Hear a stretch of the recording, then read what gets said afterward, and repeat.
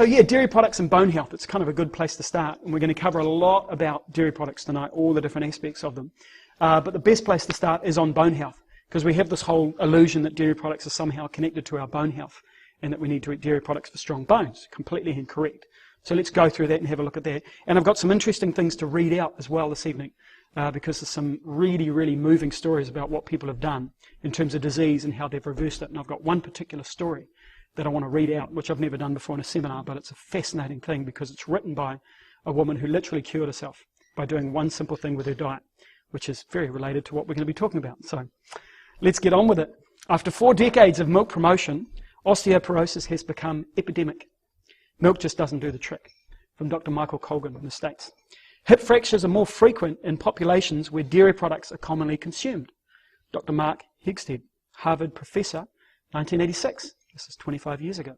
And it would be hard to imagine a worse vehicle for delivering calcium to the human body than cow's milk. From Dr. Neil Barnard. Some very interesting quotes to start off the seminar tonight about dairy products. And of course the question that we always end up with, and it's one of those things that I often get asked when people go on to the program or people are learning about food and what to eat, is do dairy products prevent osteoporosis? And that's the thing that we've been marketed to. Bottom line is, nope, they don't. In spite of all the claims of the dairy industry, and all of those different things that are talked about, there's actually no valid scientific evidence to back this up whatsoever.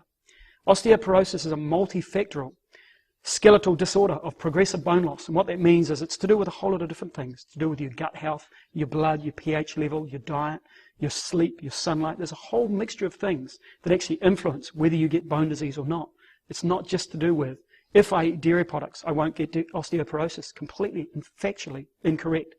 We know that over 50% of New Zealand women, once they get over the age of 50 or 60, get osteoporosis. So it's 1 in 2. Very, very widespread. And it's projected to grow by about 40% over the next decade. Now that is excluding young people. And in my experience and what I've seen over the last 5 to 10 years at looking at this, the osteoporosis rates, the average age is dropping. So it's actually not an old person's disease anymore. It's something that's getting younger and younger and younger and younger and younger. Why? Because it's a whole mixture of factors now that children and our adolescents and young people are growing up on that feed osteoporosis. And by the end of the seminar tonight, we'll make that very, very clear what those are.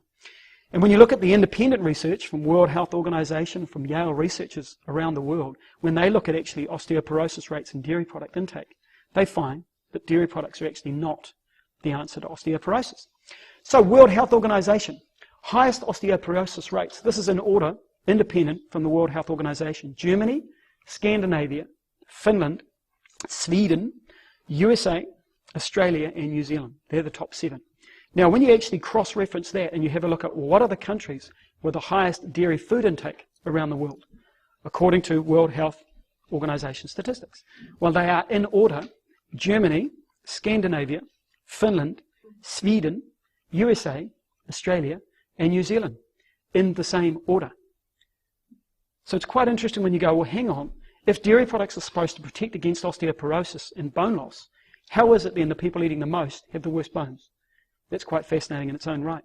So dairy foods and weak bones. In America, very high dairy intake, and about half of all women over 50 break a bone. In China, very low dairy intake. They have hip fracture rates for women over 50 at about half the rate of America. Sorry, at about a fifth the rate of America, 1 in 5. In Nigeria, with a low dairy intake, they have a 99% lower hip fracture rate than do Germany, which has, of course, as we know, the highest dairy food intake in the world. And the Harvard Nurses Study, one of the biggest independent studies done in history, shows that women who drink just 2 glasses of cow's milk a day have a 45% higher risk of hip fracture. Now this is independent research, not funded by dairy companies. Asian studies are the same. If you look at the Asian research on osteoporosis, you find until the 20th century, as we know, the Japanese people, they had no cows, right? There was no cows there, so they didn't have dairy foods. They didn't have a high-fat dairy food diet because there was no cows. And the Japanese have 40% fewer hip fractures than we do. And they consume 30% of the calcium we do, which is quite interesting in its own right, because you start to separate out calcium intake as well from dairy products. The strong-boned Okinawan centenarians, 20% fewer hip fracture rates than the Japanese. And they eat lots of vegetables, of course, vegetable-based diet. The Okinawan centenarians, as we know, eat between 9 and 17 serves of vegetables a day.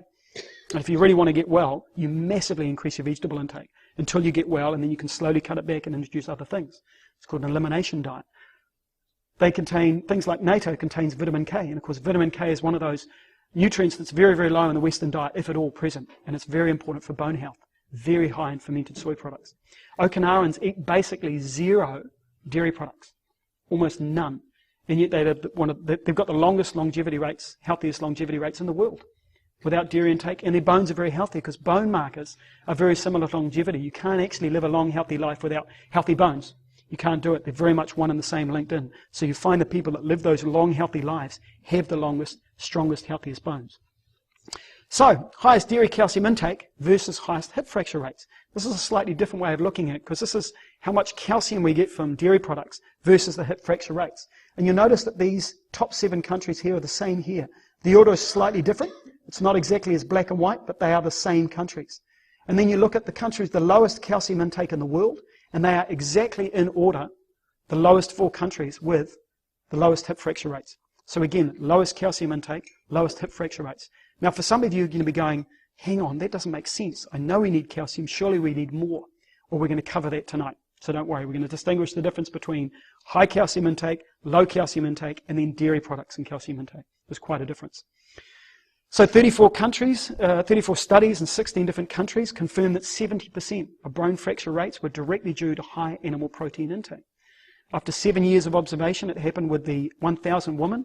The study of osteoporotic fractures research, University of California, confirmed that women eating the highest ratio in animal protein had 4 times more bone fractures, and they lost bone at 4 times the rate of the woman eating a plant-based diet. So it was completely reversed, and they concluded, and this is the independent study specifically on osteoporotic fractures, done by a university, saying, look, the higher the animal protein in the diet, the weaker the bones. That's what came out of it. This is independent research, not funded in a way that's going to lead you to think something.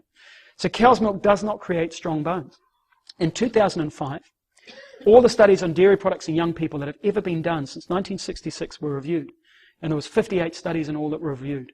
Of those 58 studies, 37 of them had what you call credible and reliable research. So they were big enough, long enough, and it had enough people in there to give you a statistical reality check.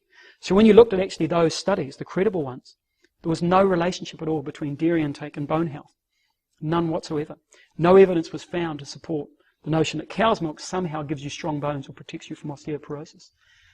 So it's fascinating when you start to look at it. Dairy foods actually give you a low calcium uptake. We can only absorb about 30% of the calcium from cow's milk. We know that because of the high levels of sodium, phosphorus, and protein in there. And around 20% of the calcium in cow's milk, is bound to casein. And casein, of course, is indigestible. Of the remaining 80% that's left over, 45% is tricalcium phosphate, which is indigestible. Meaning 65% of the calcium found in cow's milk is basically insoluble and very, very hard to digest. And this is part of the problem that people have with cow's milk. Dairy foods fight your calcium uptake. The calcium absorption rate's about 30%. Broccoli and other leafy vegetables, for instance, gives you about 60%. A couple of cups of broccoli, which is not actually a lot when you look at how much broccoli, a little pile of broccoli on a plate, gives you 300 milligrams of calcium. That's your daily dose in just your vegetables with your evening meal, let alone all the other foods you've eaten, your muesli in the morning with all the calcium in that, the tahini, avocados, all the other things you might have eaten during the day. You can actually get it just from broccoli alone. And of course, it doesn't get impacted by cooking or steaming because it's a mineral, which is different to vitamins. To absorb calcium effectively, you require a whole bunch of things. And this is where we forget. We just think, oh, calcium, cow's milk, strong bones. Actually, you need vitamin C, you need digestive enzymes, you need fiber, you need probiotics, you need magnesium, you need minerals. And commercial cow's milk contains no vitamin C, no digestive enzymes, no fiber, no living probiotics whatsoever, and low levels of magnesium and minerals. So the very things that you need to absorb calcium are not present in cow's milk. So phosphorus, casein, saturated fat, and high levels of protein all hinder or negate calcium absorption. So if you get a food with these things in it, it's actually going to slow down and stop your calcium absorption. And cow's milk contains very high levels of casein, saturated fat, protein, and phosphorus, all in the one food. Fruits and vegetables contain no casein, no saturated fat, and low levels of phosphorus. So fruit and vegetables, as I said, contain all these wonderful things that are all essential for bone health. Things like beta-carotene. That's why I sometimes go orange. I eat a lot of spirulina. Spirulina is the richest source of beta-carotene. It sweats out and you can see it in your hands. When you drink a lot of carrot juice, you get the same thing. You get an orange kind of hue. And it's why you get the Mediterranean diet will give you that Mediterranean look in the skin.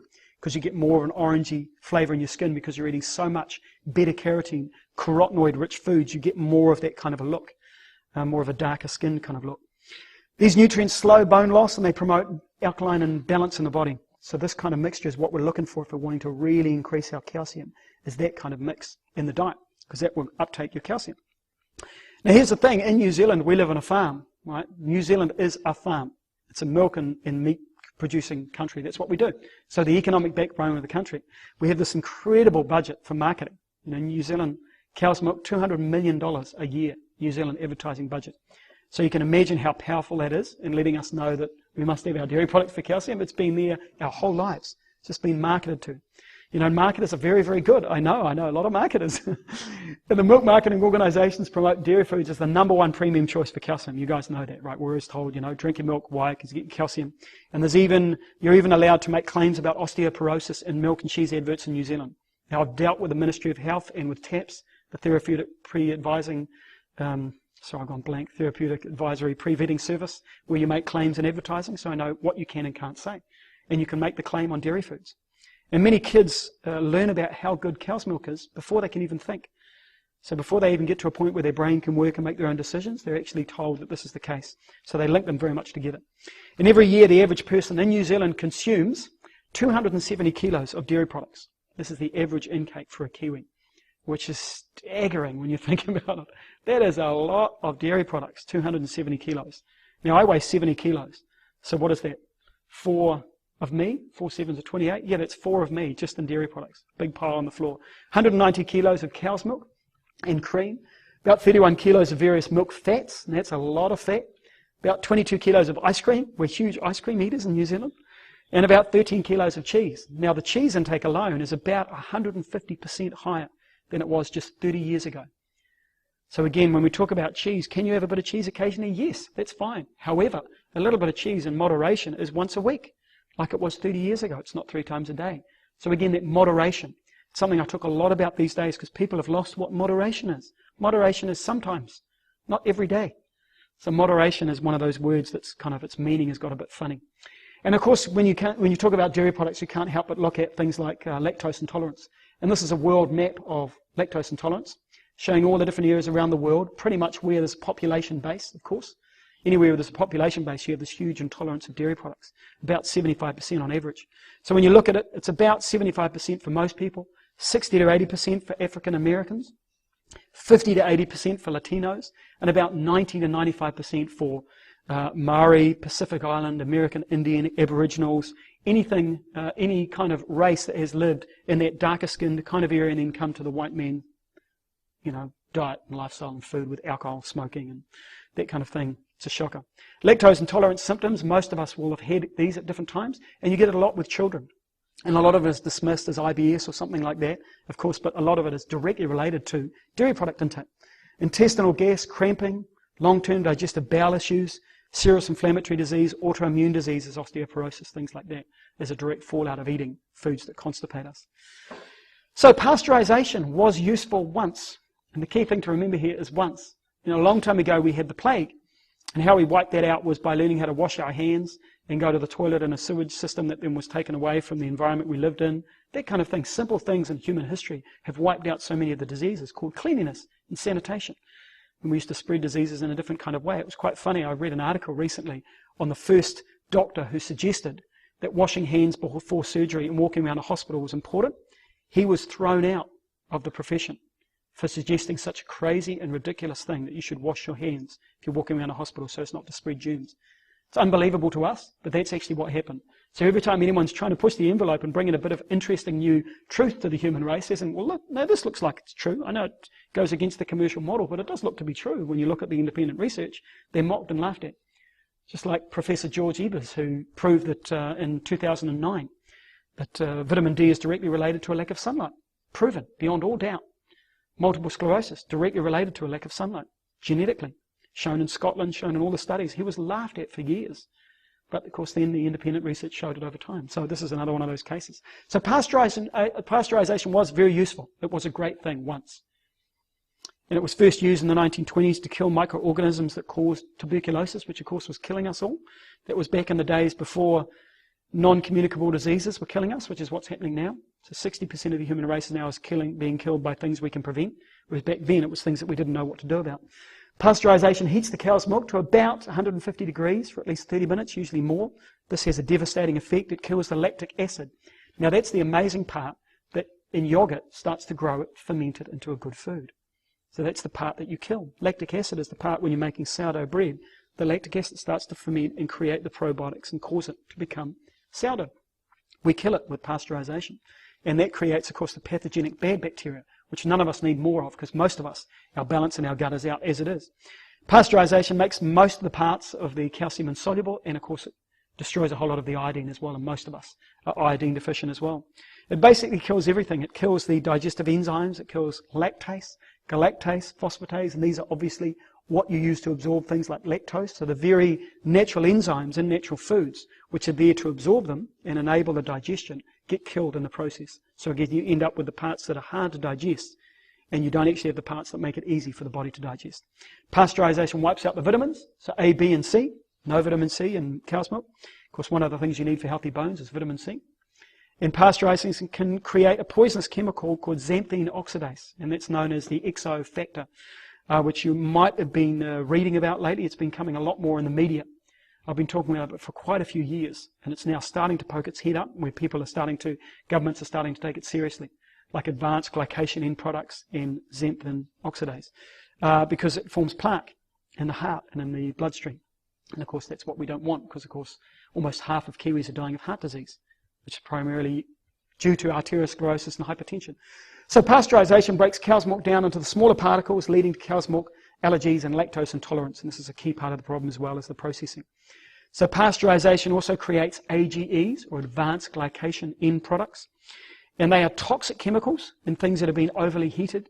They harm the immune system, they harm your kidney function, and here's one of the interesting things. Your kidney function, of course, is what gives you your conversion of vitamin D, which runs your immune system, and vitamin D is so important in absorbing calcium into the body as well. So you're actually harming the very thing that's going to create a cofactor to allow you to absorb the calcium in the first place. So you can start to see how it goes wrong. It hardens the arteries as well. It can trigger diabetes, ages the skin by attacking the collagen production. And collagen is something we lose at about 10% a decade throughout our life. Every 10 years we lose about 10% of our collagen, which is why our skin gets old and starts to fall apart.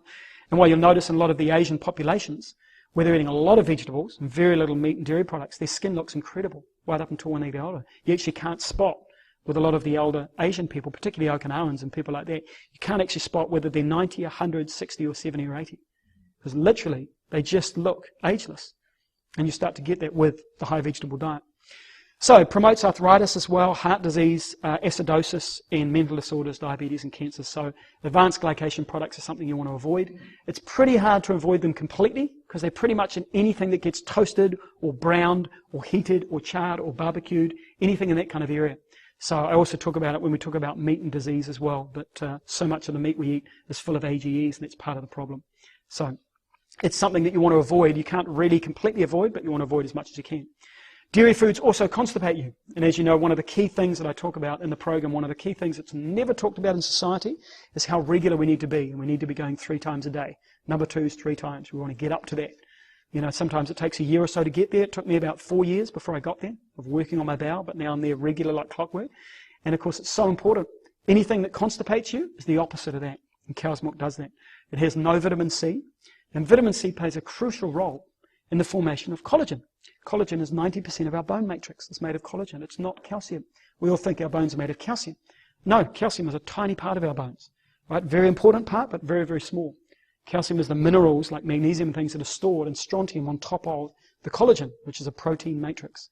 So it's about forming that protein in the body. How do we stimulate the growth of collagen? Vitamin C. It's the only thing that can do it. Vitamin C, antioxidant-rich plant foods stimulate the growth of collagen. And it's again why you see those areas in the world with the highest levels of naturally grown local vegetables have the strongest bones, as opposed to calcium intake. So cow's milk has no fiber.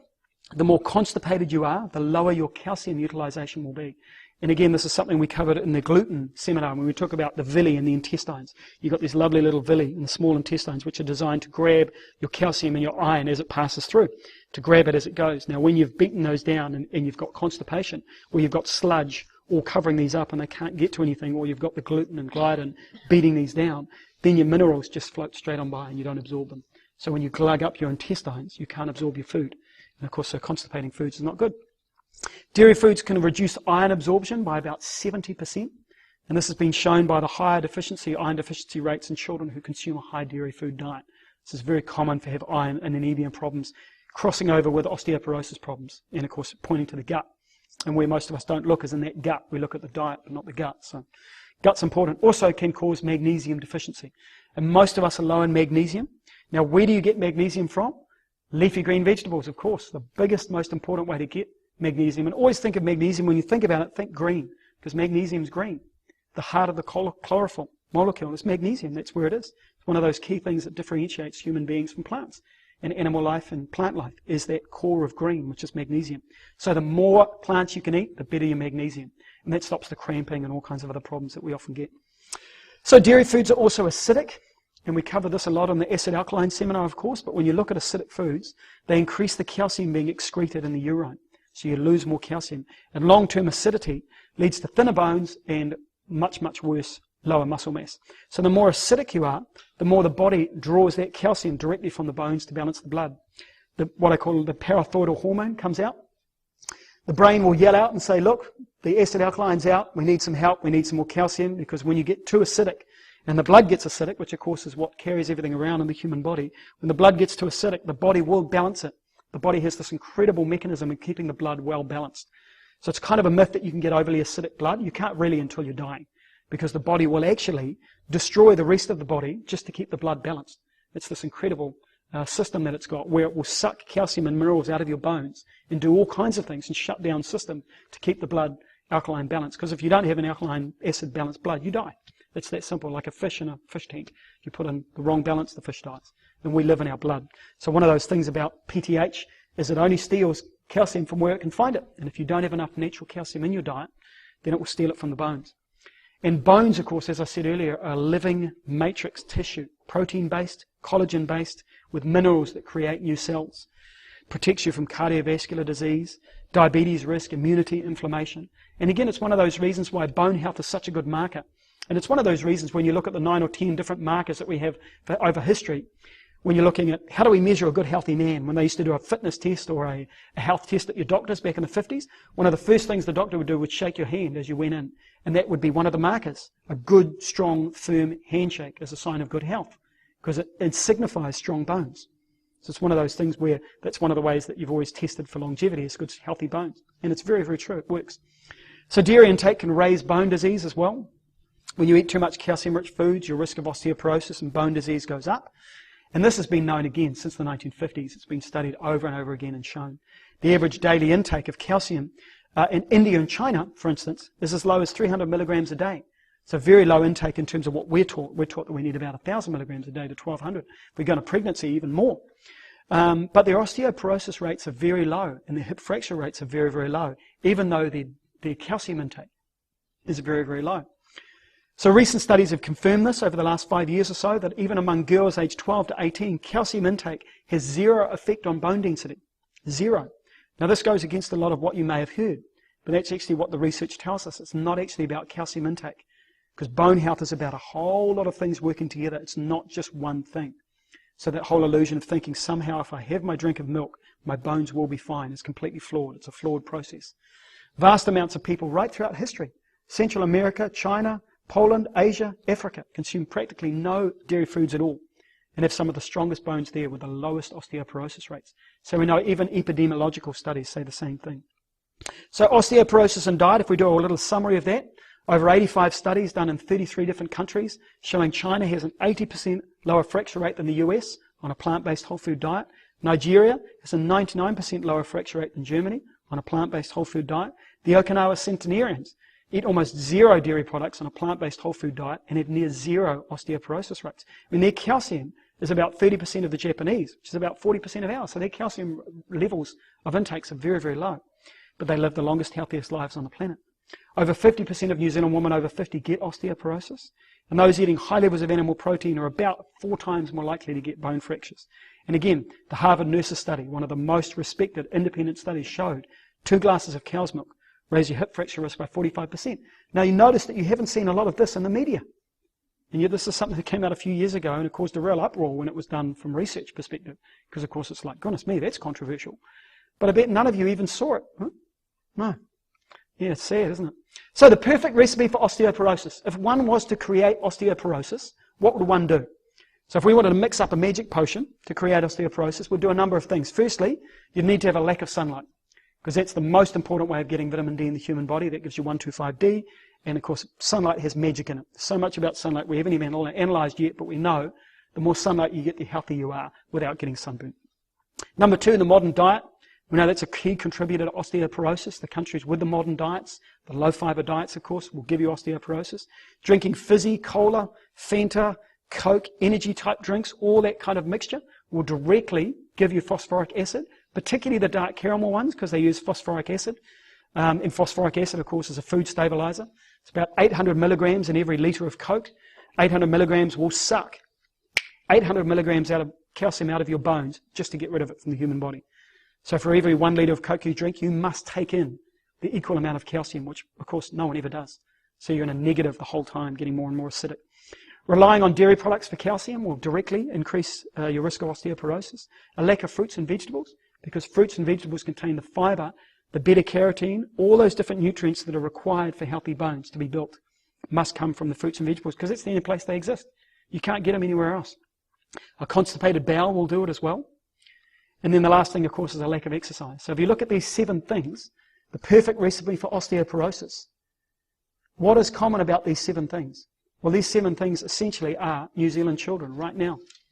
This is essentially the generation that's growing up. They don't get enough sunlight. They're eating the modern diet. They're drinking cola drinks because they're everywhere. They're relying on dairy products from their mum and yogurt and good-thinking parents, thinking they're doing the right thing, and it's what we've been told. A lack of fruits and vegetables because they don't like those fruits and vegetables, don't want to eat enough. A constipated bowel, they're going maybe once a day or every second day.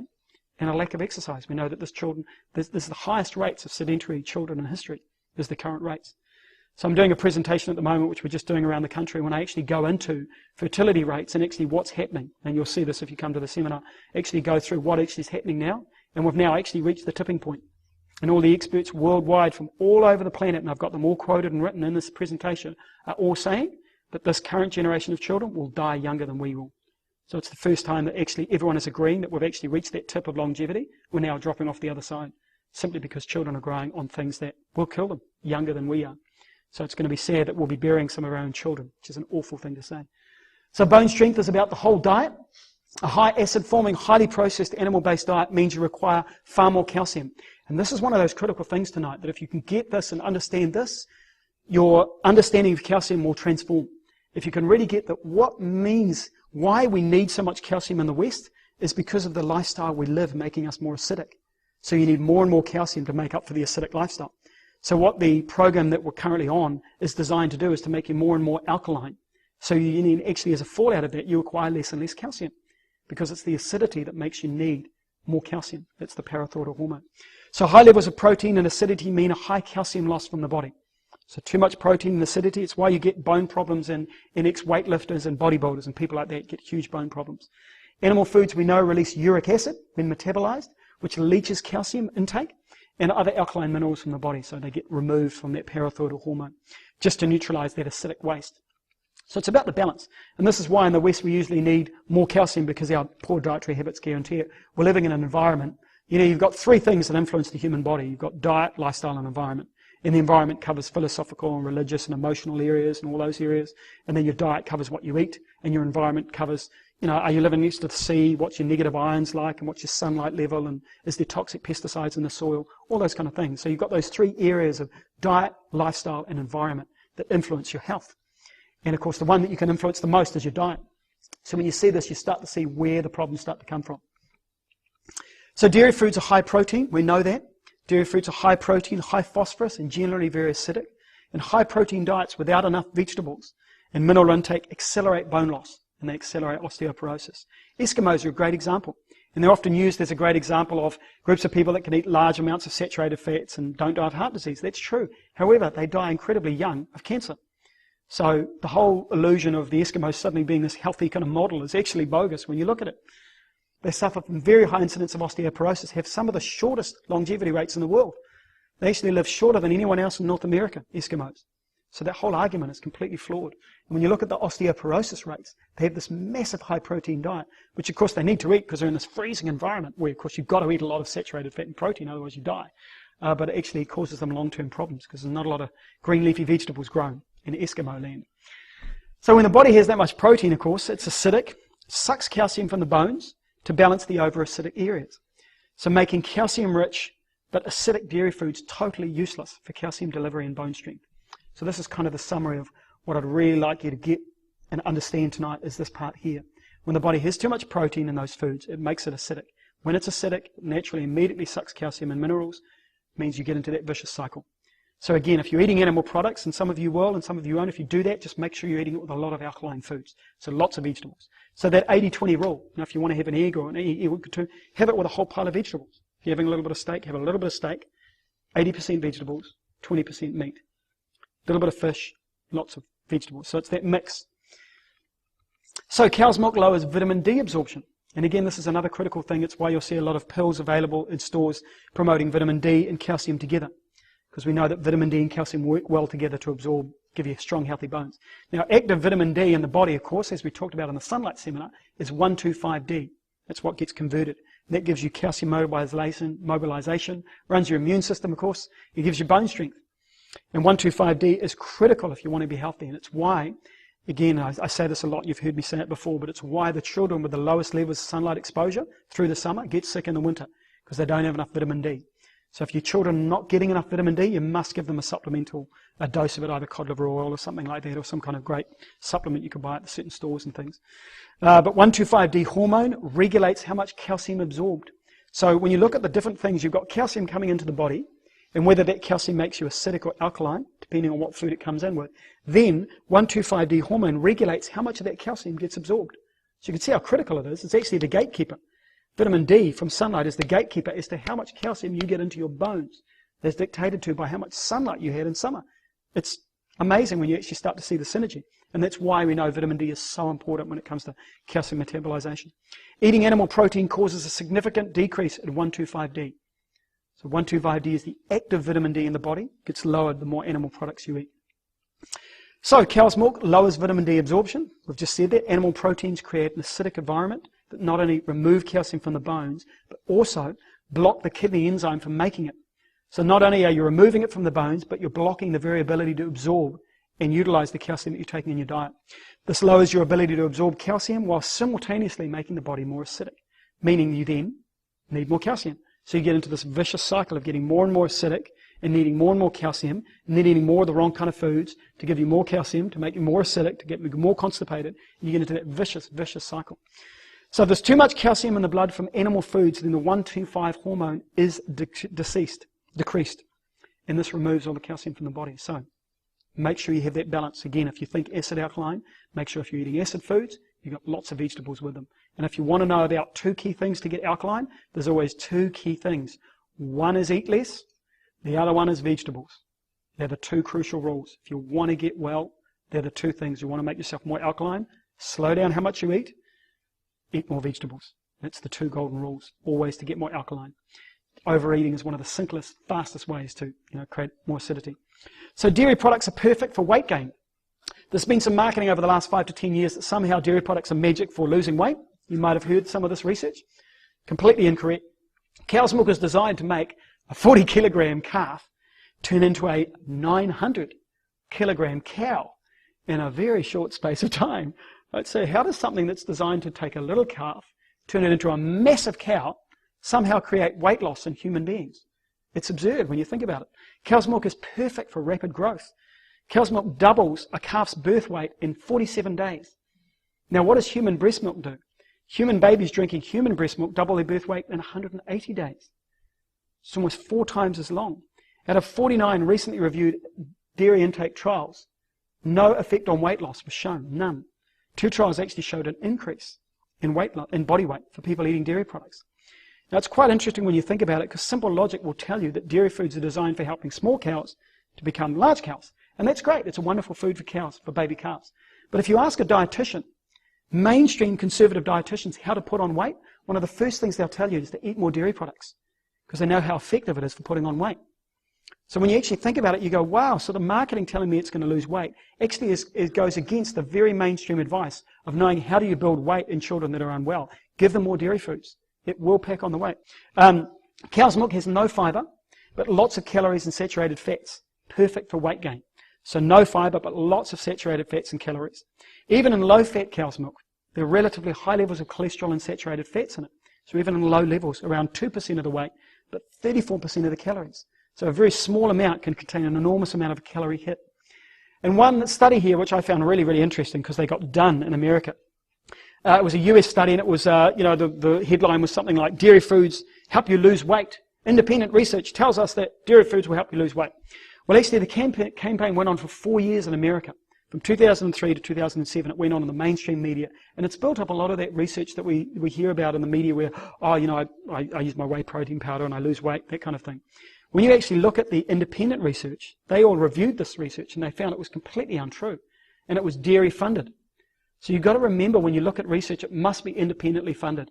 If it's funded by any kind of organization that has an interest in the result, then of course it's compromised. And that's just naturally what you do. You must do research that's uncompromised.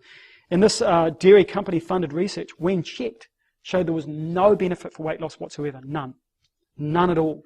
And the adverts were then banned. But the sad thing is, of course, when you think about it, if you've got mega spending on dairy advertising, like in New Zealand, for instance, $200 million a year, and we're this tiny little country, when you've got a country with 370 million people like America, the amount of budget they have to advertise that, dairy products create weight loss, as you were saying, that's huge. Now, when it was actually found out that it was incorrect and the adverts were banned by the government, they, of course, didn't spend 4 years and billions of dollars advertising, telling you everything that it was wrong, did they? No, it was one little paragraph in the third page of a newspaper on one day. That's it. So you've got 4 years of intense marketing, followed up by one retraction saying, we got that wrong, sorry. Now, of course, which is going to have the biggest impact on how people see dairy products and weight loss? So there's a lot to it. So cow's milk should be avoided if you're seeking to lose weight, as the lactose may impair your ability to burn fat as a fuel. Now, over time, of course, if you're taking a high protein supplement like a whey protein powder, you can get some weight loss, no question about it. But of course, alongside other dietary things as well. But long term, it's not what I'd recommend for weight loss at all. Heart disease, strokes and heart attacks. And of course, when we're looking at this kind of thing, you look at someone like the dairy loving and high dairy intake Finnish, Swedes, they're plagued by high rates of heart attacks and stroke. It's huge over there, as you saw from the other slide before. Heart disease rates very high in those European countries, eating a lot of dairy foods and a lot of dairy fat. Now, what we're about in this program, of course, is not just weight loss. It's about that longevity. So when you're looking from a longevity perspective, you're wanting to lower your risk of heart disease, of cancer, of osteoporosis, as we're talking about breast cancer, bowel cancer, arthritis, asthma, allergies, hay fever, all those things. We're wanting to lower that over a long period of time. So if you've got foods that will give you a short-term result, but a long-term negative result, then obviously we don't consider that that's good. Heart attacks and strokes and colon cancer are all prevented, in part, by a high-fiber diet. So you cannot have foods that are low in fiber, preventing this kind of illness. Dairy foods contain no fiber, leading to high cholesterol problems, of course, in the arteries. And we know one of the two biggest causes of heart disease is arteriosclerosis, which is too much fat and blockage in the arteries. Human beings are born with a cholesterol level of 1.5. This is what we're born with. In rural China, on a plant-based whole food diet, it remains at 1.5 their entire life. And their incidence of cancer and heart disease is amongst the lowest in the whole world. And it's not about money, it's about diet and lifestyle. So they're born with it at 1.5, it remains at 1.5 their whole life. Very low incidence of heart disease. In New Zealand, do you know what we have? 50% of adults have 5.6 cholesterol readings. In rural China, it's 1.5 at birth, 1.5 at death. In New Zealand, it's 1.5 at birth, and it gets to 5.6 by the time we're middle age, which is a shocker. And of course, 40% of us are dying of heart disease. New Zealand diets have 10 times the animal protein levels, 3 times the dairy fat levels, and less than a third of the fiber of the rural Chinese. So we're eating the kind of foods that give us acidity, that create constipation, and we've got far lower levels of the fiber. So that's why our heart disease rates and cancer rates are completely different to countries on a plant-based diet. 1 in 12 New Zealand adults are on cholesterol medication. And I was talking to this guy today on the phone, who I'm going to meet his mum next week. And I can guarantee I know exactly what kind of pills she's on. what kind of drugs she's taking. It's heartbreaking. And he rang me and talked about it because he knows with my mum, I worked her through it and got her off all her cholesterol medications in 18 months by changing her diet. So we got all of that gone, reduced to a healthy level now, no more medication. And her brain is sharper than it's ever been. It's amazing. And her mental ability, her acuity, her confidence in herself, her exercise, everything. So in terms of cholesterol medication, I've had personal experience with people on it, and what it does to the brain is a shocker. Sudden death heart attacks are related to excess calcium and insufficient magnesium. Most of us are magnesium deficient. So of course, to get more magnesium, it's leafy green vegetables. We'll cover that off at the end as well. And magnesium is the only mineral, interestingly enough, to be consistently deficient in the heart muscle of sudden death heart attack victims. So it's a classic case of, because of course so many stroke, it's something like 20 or 30% of strokes. I'm not sure what the exact percentage is, so don't quote me on this, but it's something around 20 or 30% of stroke incidences in New Zealand, which kills so many people here, happen after drinking. Very, very close to after drinking. So you go to a pub, you're having a lot of constipating foods, you have a lot of alcohol, and then you get a heart attack. And of course, 1 in 4 heart attack people die instantly. Bang, just like that. 1 in 4, in fact, 1 in 4 people who die of heart attacks have no warning sign at all. The first warning sign is you're dead. That's the first warning sign. And 1 in 4. And of course, this is killing 4 out of every 10 Kiwis. So the whole surprise heart attack thing. And magnesium, interestingly enough, the only one that's found deficient in the heart muscle of sudden heart attack victims. How do you get more magnesium? Eat more vegetables and eat less animal products. So dairy products are very low in magnesium, but vegetables are very rich in magnesium. So vegetables are a great source of magnesium. Cow's milk and breast cancer. And this is a really interesting one. The countries with the highest breast cancer rates and the highest dairy fat intakes are exactly the same, from 1 to 10. So when you look at breast cancer rates and highest dairy fat intakes, it's exactly the same. Netherlands, UK, Denmark, Canada, New Zealand, Switzerland, Ireland, Belgium, USA, and Australia. And we're generally between 4th and 5th and 6th breast cancer rates every year in the world. New Zealand, we're right up there, right? And as we know, massive high intake of dairy products in New Zealand because we have the best dairy products in the world and all those things. We're built on a farm. The countries with the lowest breast cancer rates and the lowest dairy fat intake are, again, exactly the same. Japan, Thailand, and Philippines. So you're looking at those Asian countries with very, very low intakes of dairy products. Now, one of the really interesting things we'll get to shortly in diabetes is what's happening in China since they've started introducing the Western diet in China, and what's happened to diabetes rates going through the roof in China. In fact, China, funnily enough, for those that don't know now, has more diabetes than any other country in the world. More diabetics in China. They didn't even have a word for it 50, 60 years ago. It's phenomenal. So in Asia, in those countries where many people drink no cow's milk, breast cancer is rare. Professor Jane Plant is a classic example. Diagnosed with breast cancer in 1987. 5 years later, the cancer returned 4 times. And in her words, this was despite a radical mastectomy, 3 further operations, 35 radiotherapy treatments, several chemotherapy treatments, and irradiation of my ovaries to induce the menopause. This is what this woman went through. She was given 3 months to live. She was that sick. Bad breast cancer, you've seen what she went through, phenomenal. Now I'm going to read you an extract from her book about what she did, because it's an extraordinary story, and I just had to read it out, because when you actually start to understand the connection here, you see it quite differently. So this is an extract of Your Life in Your Hands by Professor Jane Plant, PhD, CBE. It's a very highly trained, scientific professor, doctor. Very, very distinguished woman. And in her words, I had no alternative but to die or to try to find a cure for myself. I'm a scientist. Surely there was a rational explanation for this cruel illness that affects 1 in 12 women in the UK. I had suffered the loss of 1 breast and undergone radiotherapy. I was now receiving painful chemotherapy and had been seen by some of the country's most eminent specialists. But deep down, I felt certain I was facing death. I had a loving husband, a beautiful home, and 2 young children to care for. I desperately wanted to live. Fortunately, this desire drove me to unearth some facts, some of which were known only to a handful of scientists at the time. Anyone who has come into contact with breast cancer will know that certain risk factors, such as increasing age, early onset of womanhood, late onset of menopause, and a family history of breast cancer, are completely out of our control. But there are many risk factors which we can control easily. These controllable risk factors readily translate into simple changes that we can all make in our day-to-day lives to help prevent or treat breast cancer. My message is that even advanced breast cancer can be overcome because I have done it. The first clue to understanding what was promoting my breast cancer came when my husband Peter, who was also a scientist, arrived back from working in China while I was being plugged in for a chemotherapy session. He had brought with him cards and letters as well as some amazing herbal suppositories sent by my friends and science colleagues in China. The suppositories were sent to me as a cure for breast cancer. Despite the awfulness of the situation, we both had a good belly laugh. And I remember saying that this was the treatment for breast cancer in China. Then it was little wonder that Chinese women avoided getting the disease.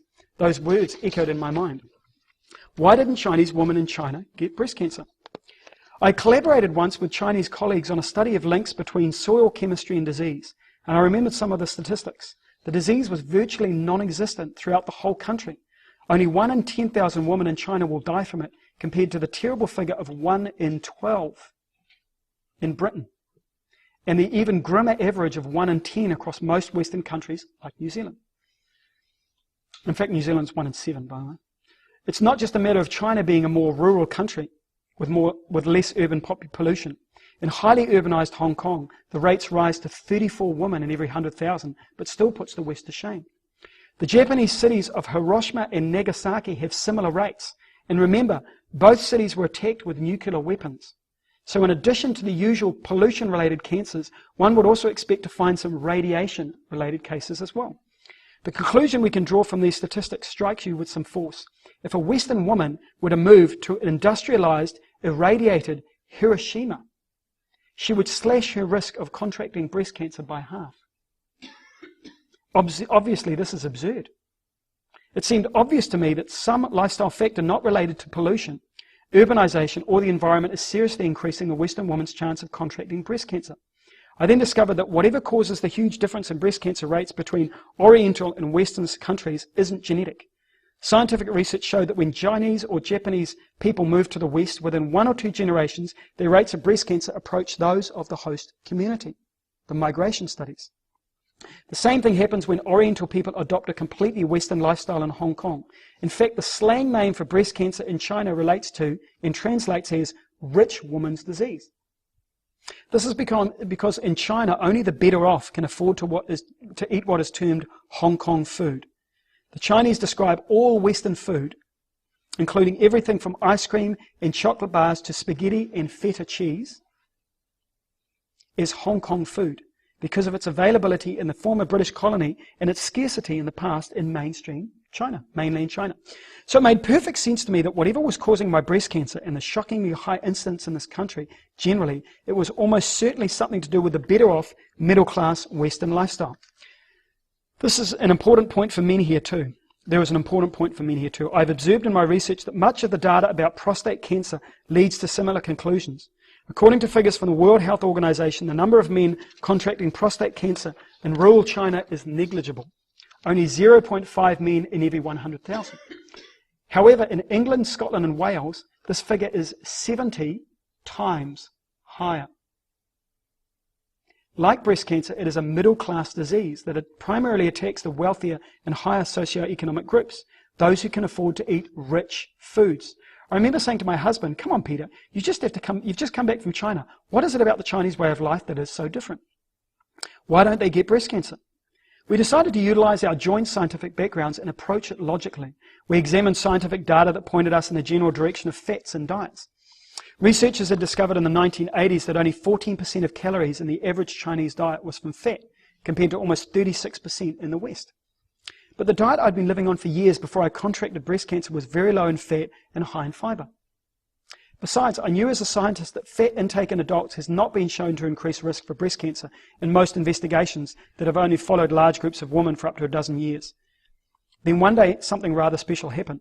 I'm just going to interject here for a second. It's really interesting because when you look at plant oil intake versus animal fat intake, that the highest intake of fat in the world in terms of as a culture is in Greece.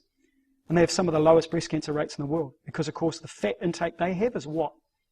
Olive oil, right? Plant-based olive oil. Olive oil conclusively proven to destroy breast cancer cells. So not only does it prevent it and preserve it, but it also replaces the bad fats that are causing it. So quite interesting. Peter and I have worked together, in fact, on that subject.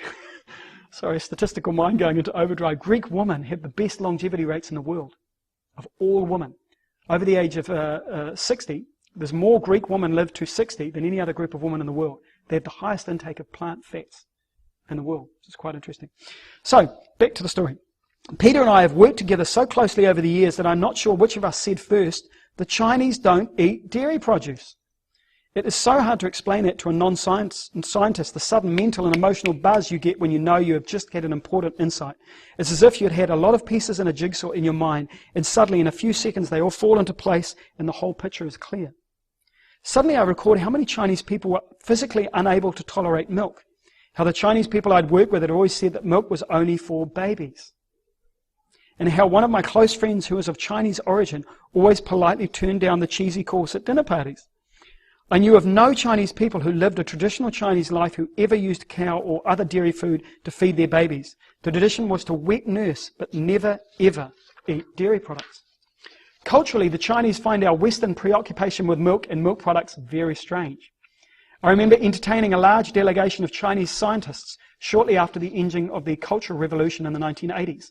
On advice from the Foreign Office, we had asked the caterer to provide a pudding that contained a lot of ice cream. After inquiring what the pudding consisted of, all of the Chinese, including their interpreter, politely but firmly refused to eat it. And they could not be persuaded to change their minds. At the time, we were all delighted and ate extra portions. Yay! Milk, I discovered, is one of the most common causes of food allergies. Over 70% of the world's population are unable to digest the milk sugar, lactose, which has led nutritionists to believe that there is the normal condition of adults. This is a normal condition of adults, not some kind of deficiency. This is actually the normal state for a human being, as opposed to some deficiency where I'm lactose intolerant. No, you're a human being, as opposed to being deficient. See the difference? Perhaps nature is trying to tell us that we're eating the wrong kind of food. Before I had breast cancer for the first time, I'd eaten a lot of dairy produce, such as skimmed milk, low-fat cheese, or yogurt. Similar families to whey protein. Similar kind of take the fat out, you just got the proteins. I'd used it as my main source of protein. I also ate cheap but lean minced beef, which I now realize was probably often ground up dairy cow. In order to cope with the chemotherapy I received for my 5th case of cancer, I had been eating organic yogurts as a way of helping my digestive tract to recover and repopulate my gut with good bacteria. Recently I discovered that way back in 1989, yogurt had been implicated in ovarian cancer. Dr. Daniel Kramer of Harvard University studied hundreds of women with ovarian cancer and had them record in detail what they normally ate. Wish I'd been made aware of his findings when he'd first published them. Following Peter's and my insight into the Chinese diet, I decided to give up not just yogurt, but all dairy produce immediately. Cheese, butter, milk, and yogurt, and anything that contained dairy produce. It went down the sink or in the rubbish. It is surprising how many products, including commercial soaps, biscuits, cakes, contain some form of dairy produce. Even many proprietary brands of mainstream margarine, marketed as soya or sunflower or olive oil spreads, can contain dairy products. By the way, Olivani is about 40% milk powder, for those that don't know, who think that it's somehow an olive oil spread.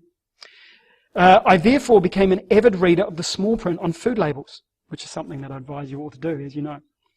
Up to this point, I'd been steadfastly measuring the progress of my 5th cancerous lump with calipers and plotting the results.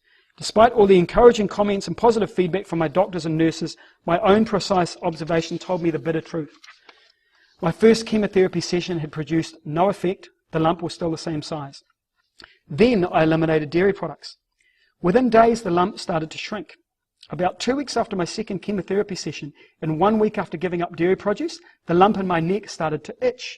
Then it began to soften and to reduce in size. The line on the graph, which had shown no change, was now pointing downwards as the tumour got smaller and smaller.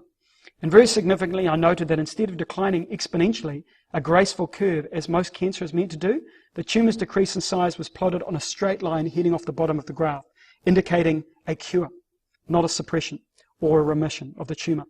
One Saturday afternoon, after 6 weeks of excluding all dairy produce from my diet, I practiced an hour of meditation, then felt for what was left of the lump. I couldn't find it. Yet I was experienced at detecting cancerous lumps. I discovered all 5 of my own cancers. I went downstairs and asked my husband to feel my neck. He could not find any trace of the lump either. On the following Thursday, I was due to be seen by my cancer specialist at Charing Cross Hospital in London. He examined me thoroughly, especially my neck where the tumour had been. He was initially bemused and then delighted as he said, "I cannot find it." None of my doctors, it appeared, had expected someone with my type and stage of cancer, which had clearly already spread to the lymph system. This is a death sentence for most people. To survive, let alone be so hale and hearty. My specialist was as overjoyed as I was. When I first discussed my ideas with him, he was understandably sceptical. but I understand that he now uses maps showing cancer mortality in China in his lectures and recommends a non-dairy diet to his cancer patients. I now believe the link between dairy produce and breast cancer is similar to the link between smoking and lung cancer. I'm going to read that again, because that is a profound statement to make. I now believe the link between dairy produce and breast cancer is similar to the link between smoking and lung cancer. I believe that identifying the link between breast cancer and dairy produce and then developing a diet specifically targeted at maintaining the health of my breast and lymph and hormone system cured me. It was difficult for me, as it may be for you, to accept that a substance as natural as milk may have such ominous health implications, but I am living proof that it works. Word for word from the book of the woman who cured her own cancer. So I thought I had to read that out, because every time I read it, I get moved, and it reminds me of what you can do, and it reminds me that cancer is not a death sentence, even when it's in stage 4. And this is someone who was so mainstream in her approach that she had tried everything. I mean, look at what she did. 3 operations, 35 radiotherapy treatments, several chemotherapy treatments, and a radiation of my ovaries. She was that far down the track. Now here's the clincher. She's still alive today and cancer-free. 20 years later. 25 years later, actually. So, incredible when you think about it. So I just had to read that story out and share it. So cow's milk and prostate cancer, as she was talking about. She mentioned prostate cancer. Now we know there's a link between breast cancer and prostate cancer. They are both hormone dependent. Hormones get affected by your diet. Both hormone dependent. Prostate more for the men, obviously. Breast more for the women. Men are now dying of prostate cancer at 3 times the rate of their grandfathers. 3 times the rate. Dairy food intake is the biggest predictor of breast cancer of prostate cancer that we know. And this is consistent across all the studies for the last 30 years. Western European men, as a good example, eating a diet rich in dairy foods like the Finns and the Swedes and all those kind of areas, die of prostate cancer at 10 times the rate of low dairy eating Asian men. 10 to 1. Men who eat cheese, eggs, cow's milk regularly, daily, increase their risk of fatal prostate cancer by 4 times. Men eating a few serves of dairy products every day are 30% more likely to get prostate cancer. Men eating high dairy foods have 4 times higher risk of metastatic prostate cancer. The human body makes more IGF-1, which is insulin-like growth factor, when we eat more animal foods, like dairy foods. And men with high levels of that in the body, the IGF-1, have more than 5 times the risk of the deadly prostate cancer. Cow's milk and skin health. Many of you will be well aware of this. If you want to clean your skin up, get off the dairy products. It's a miracle cure. I do not recommend eating dairy products at all if you want to improve your skin. I gave up dairy products 26 years ago, and my skin is in fantastic shape. I used to get regular skin problems, particularly around this part of the face here. I used to get them all up the side here as well. Pimples, big whiteheads, blackheads, you name it, and particularly around here. And of course, this is the digestion, part of the digestion in the human body. Constipation, digestion, bowel problems here. Once I got my bowel right and cleaned it out, all of these problems slowly went away. And I tell you how I can get these back is I eat lots of wheat, and if I eat dairy products, wham, pimples. So hence I actually don't these days, and I haven't done for a long time. Wheat I sometimes have a weakness for. I have a bit of toast or something naughty. Get it straight on the face. Cow's milk and IGF-1 both increase inflammation, constipation, and sebum production. Sebum production, of course, excess creates inflammation, and that turns the blocked pores on your face into big pimples, big redheads. So again, if you're wanting to clean up your skin, get off your dairy products. Constipation means your waste is pushed out the skin as well, and this is something so many people just forget. Your biggest eliminative organ is the skin. This is where the body will eliminate. If it can't get it out of the breath, or the feces, or the urine, it will turn it around and pump it out the skin. And of course, you'll always get clues as to what's going on. Skin problems generally the liver is generally caused by problems in the bowel is caused by problems in the diet. So get your diet right, your bowel gets right, your liver gets right, your skin gets right, you start to glow. So constipation leads to skin problems, and skin problems are a sign that the rest of the waste is not working as well. So drinking cow's milk significantly increases insulin levels as it contains IGFs, and drinking 2 or 3 glasses of cow's milk a day massively raises your risk of severe acne. That's why you get a whole lot of teenagers kick in with really bad skin, and they're addicted to the dairy products and the meat products. Can't get rid of it. This increases free androgens in the body, which creates extra sebaceous gland oils, and it triggers acne growth. There's a fascinating study done in Australia on teenagers 2 years ago. They took a whole bunch of teenagers and they moved them off the modern dairy-rich diet. They put them on a plant-based whole food diet, and within 12 weeks, 50% of the acne gone through photographs on the face. Literally half of their acne had disappeared just because they got onto a plant-based whole food diet. No drug change at all. So again, showing what can be done through a plant-based diet with skin, primarily because it's transforming your liver. And of course, what do you eat if you're eating more plants? More greens. What cures the liver? Greens. So you have that whole connection. So cow's milk and type 1 diabetes. In type 1 diabetes, the immune system attacks the pancreas cells responsible for making insulin. So you can't make insulin, you've got to inject it. It's an autoimmune disease. By the way, for those that don't know, autoimmune diseases are now the third biggest cause of death on the planet. Behind heart disease and cancer, it's now autoimmune disease is now number 3. Guess what's number 4? Diabetes, type 2. So we've now got the biggest causes on the planet are all what we know how to prevent. So a question, if type 1 diabetes is purely genetic, which was what we were told, it's purely genetic, how come only one genetically identical twin gets the disease? If it's genetic, and in twins only one gets it, how can it be genetic? And why is there only a minimum 33% chance the other twin will ever get it? It's an interesting question. And when you look at genetically susceptible infants fed on cow's milk, they're 13 times more likely to become type 1 diabetic. 13 times if they drink cow's milk. Genetically susceptible children on cow's milk have a 50% higher risk of developing it. Now, I know a woman, personally know a woman who I've worked with for a long time.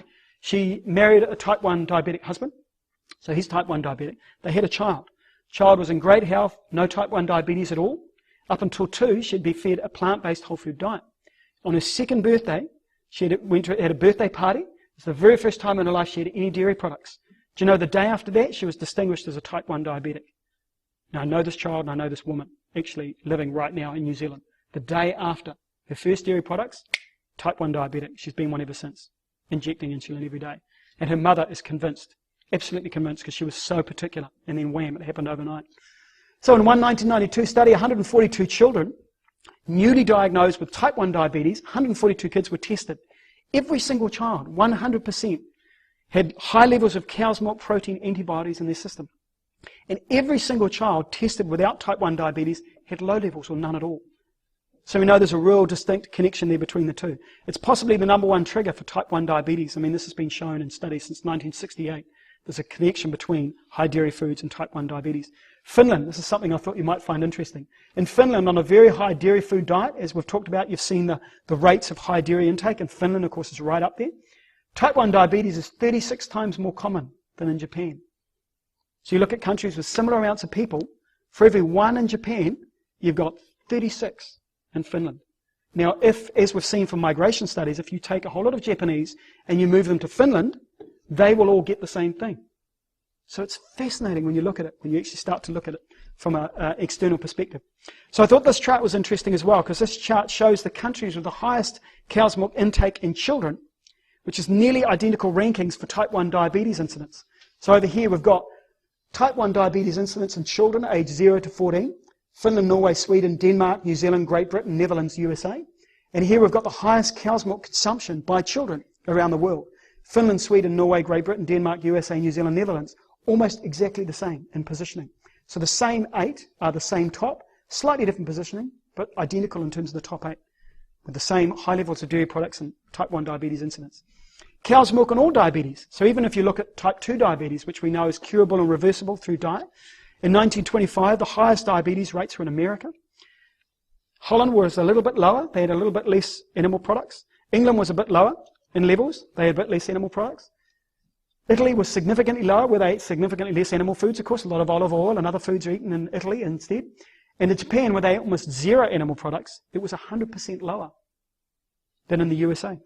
In the 1950s, the highest rates were in Uruguay. And the average diet was rich in calories based around animal foods. So you can look through history and look at all the studies that have been done. They all point the same way.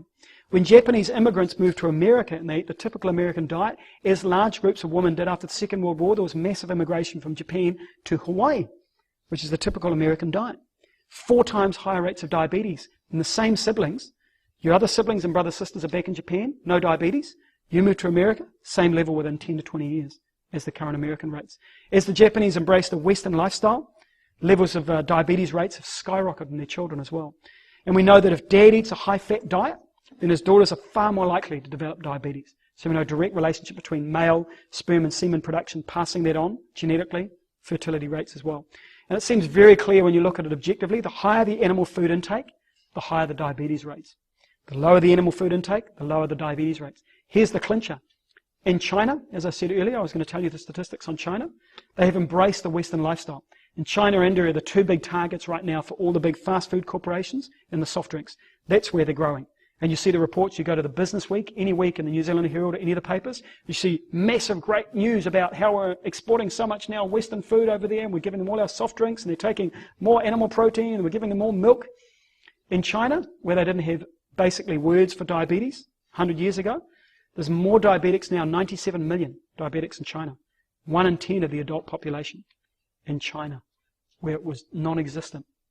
It's staggering. So, we're exporting our fantastic stuff and giving these people horrible diseases. Doctors giving diabetic patients a high-fiber plant-based diet have shown clinically verified results such as 96% of type 2 diabetic patients able to give up medications completely in just a few weeks by stopping eating animal foods. 85% of diabetic patients discontinuing all medication after 26 days.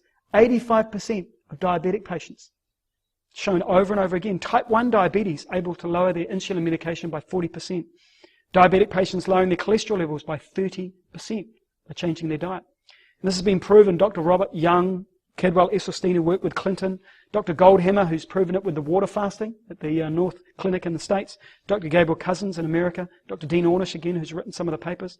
And Seventh-day Adventist vegetarians have 50% lower rates of diabetes than Seventh-day Adventist eating dairy products and meat. So even in the same groups, with the same philosophical or religious basis, those different diets have a huge implication. So very influential.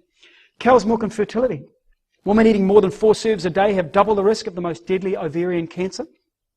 And a massive 36-country Harvard Medical School study showed lactose-intolerant women, cow's milk is toxic to the ovaries and inhibits fertility.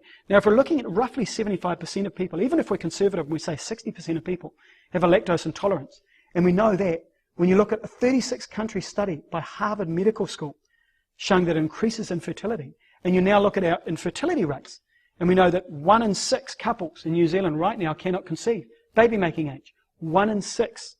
And we have one of the highest dairy intakes directly related to lowering fertility. You start to put all the pieces together, it's staggering. So large-scale studies have shown that men who eat a lot of cheese has a much higher risk of testicular cancer. We're now eating 150% more cheese than we did just 30 years ago.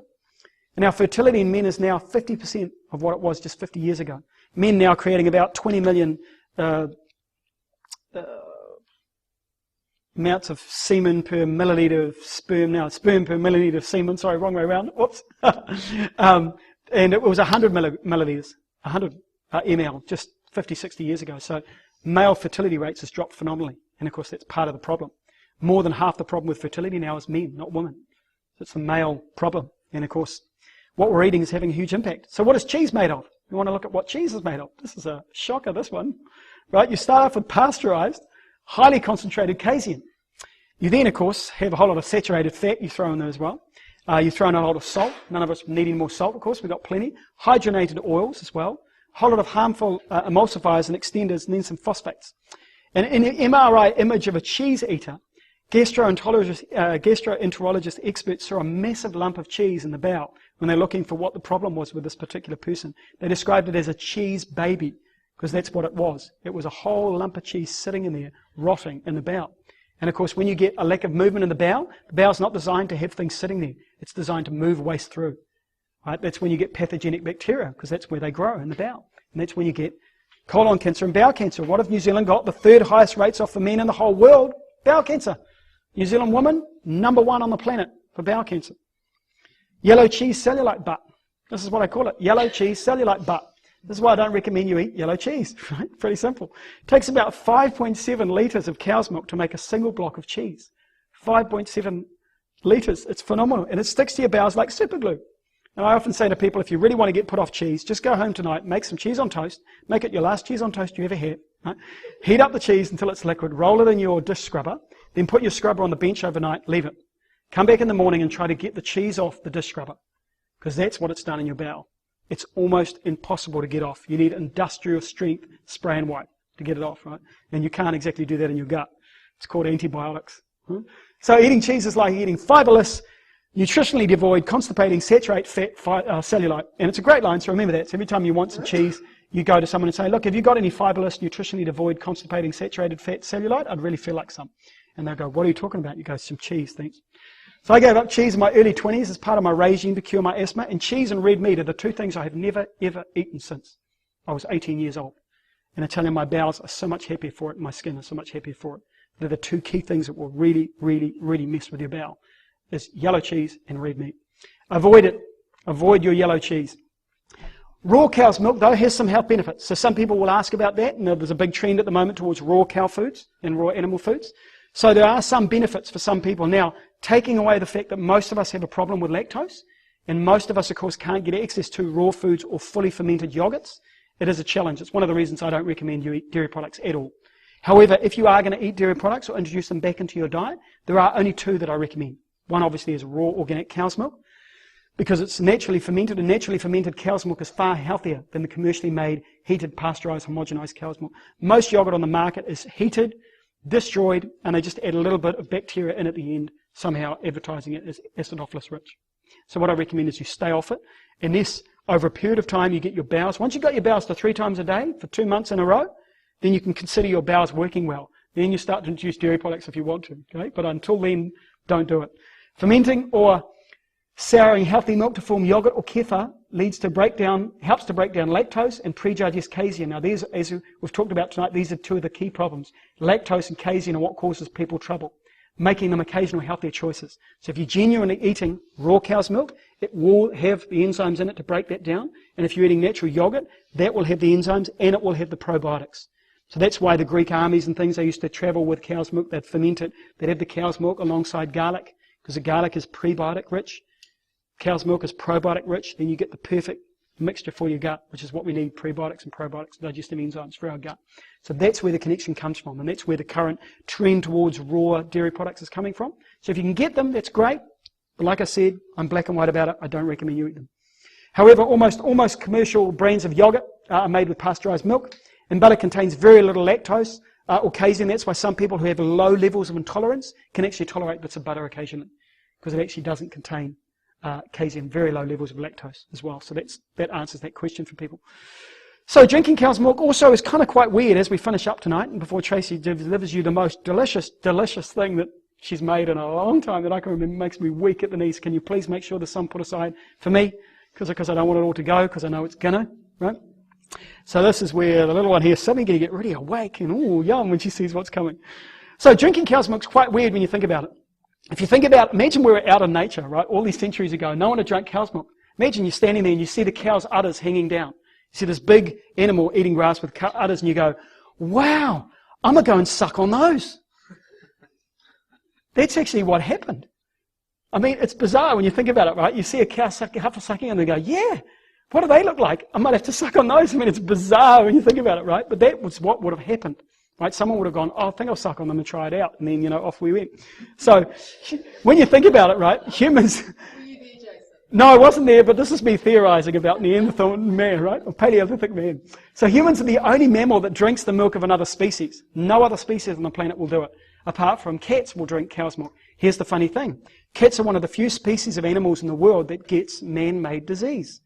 Guess this, out in nature, they don't do that. And out in nature, they don't drink cow's milk. And out of nature, they don't get the man-made disease. It's fascinating. It's like chimpanzees and orangutans and gorillas have no heart disease in their natural habitat. None. Do you know what is the number one killer of chimps, orangutans, and gorillas in captivities and zoos worldwide? Heart disease. They die of the same things we do, right? When they're in nature, eating what they normally eat, which of course is a vegetarian diet of nuts and seeds and plants and things, no heart disease.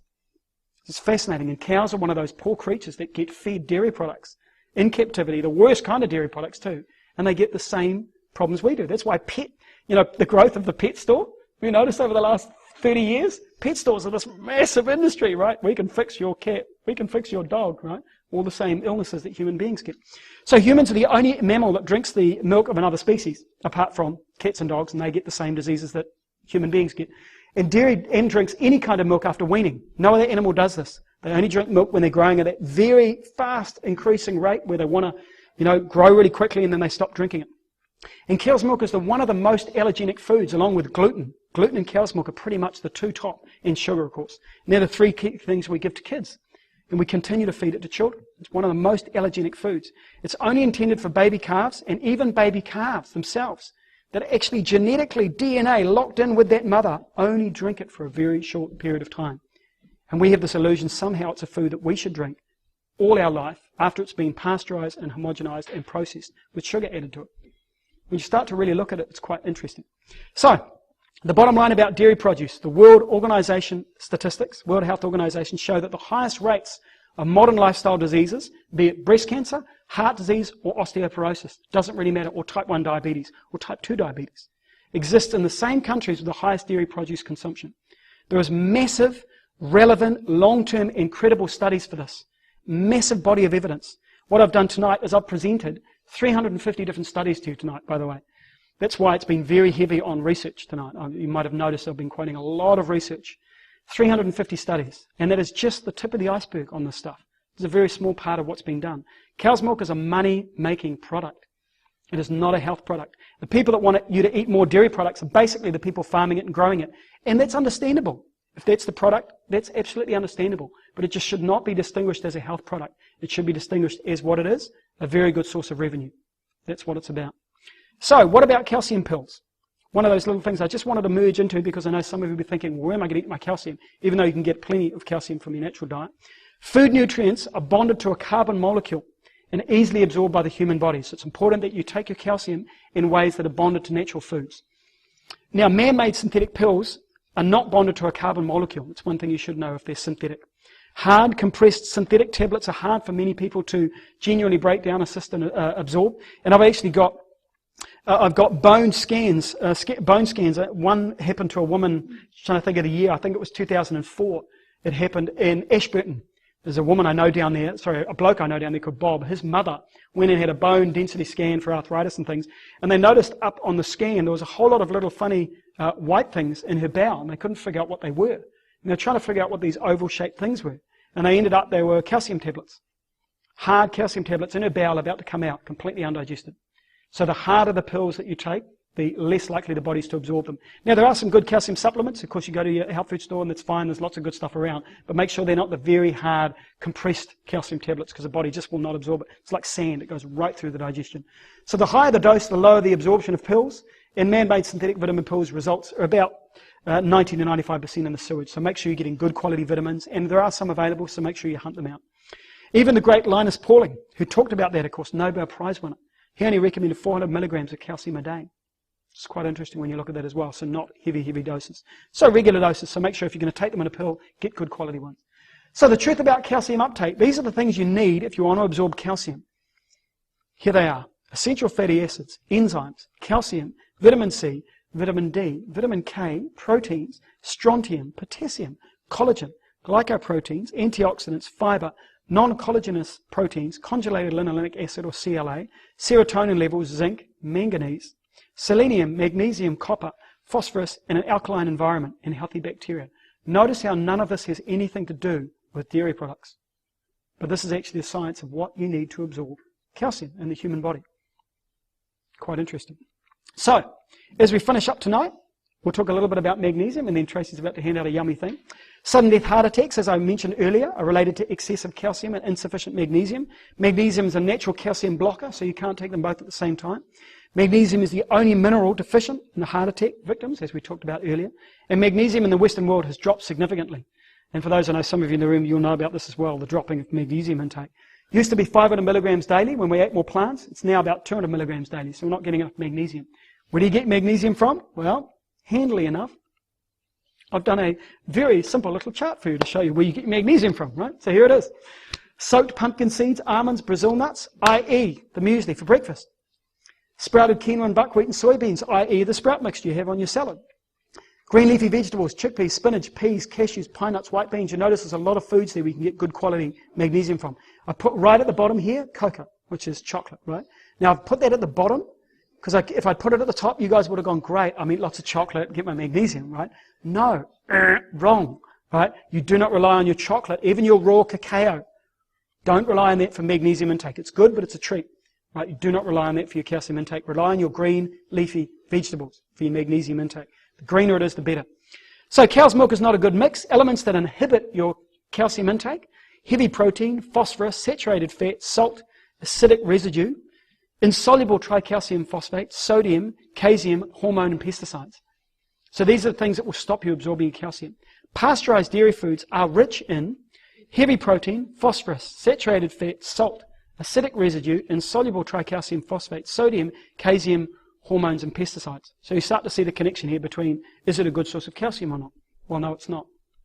So, I do not recommend dairy products because pasteurization, as we've covered, lactose intolerance and digestive issues, bloating, cramping, and problems, advanced glycation end products, or AGEs, allergies, xanthine oxidase, which creates artery plaque, osteoporosis, weakening bones, a higher risk of bone fractures, increasing fat storage or putting weight on. Of course, we know that the more weight you've got on, the higher risk of osteoporosis.